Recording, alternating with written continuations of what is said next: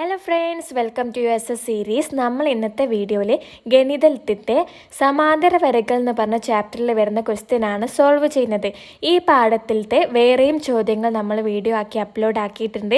So അത് കാണാത്തവരൊക്കെ കാണുക, നമ്മുടെ ചാനൽ സബ്സ്ക്രൈബ് ചെയ്യുക, സപ്പോർട്ട് ചെയ്യുക. ഓക്കെ, നമുക്ക് ചോദ്യം നോക്കാം. ചോദ്യം ഇതാണ്.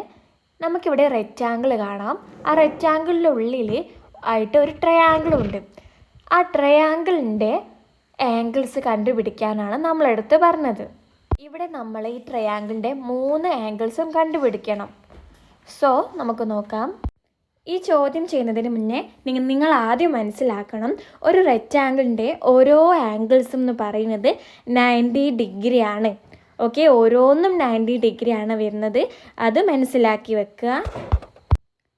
നമുക്കിവിടെ ആംഗിൾ 40 തന്നിട്ടുണ്ട്. പക്ഷേ നമ്മൾ ട്രയാങ്കിളിൻ്റെ ഉള്ളിൽ വരുന്ന ആംഗിൾ കണ്ടുപിടിക്കണം. ഇത് ടോട്ടൽ മുഴുവനായിട്ട് ഇവിടെ റെക്റ്റാങ്കിളിൻ്റെ ആംഗിൾ 90 വരിക എന്ന് നമ്മൾ പറഞ്ഞു. ഇവിടെ മുഴുവനായിട്ടും 90 വരിക.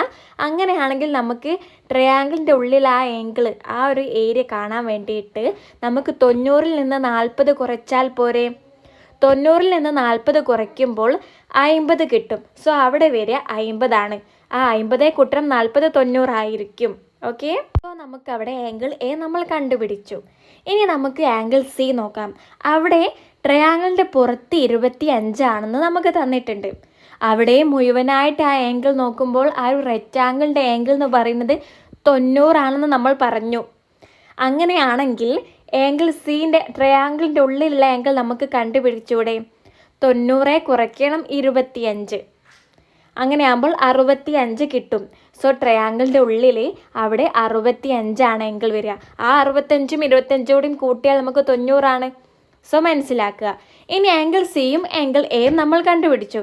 ഇനി ആംഗിൾ ബി എങ്ങനെയാണ് കണ്ടുപിടിക്കുക? ഇവിടെ നോക്കിക്കേ, നമുക്ക് ഒരു ട്രയാങ്കിളിൻ്റെ 2 ആംഗിൾസ് നമ്മൾ കണ്ടുപിടിച്ചു. ആംഗിൾ എയും നമ്മൾ കണ്ടുപിടിച്ചു, ആംഗിൾ സി നമ്മൾ കണ്ടുപിടിച്ചു. അങ്ങനെയാണെങ്കിൽ ആംഗിൾ ബി കണ്ടുപിടിക്കാൻ എളുപ്പമല്ലേ? ഒരു ട്രയാങ്കിളിൻ്റെ 3 ആംഗിളും കൂടി കൂട്ടിയാൽ നമ്മൾ പറഞ്ഞിട്ടുണ്ട് എത്ര കിട്ടണം? 180 കിട്ടണം.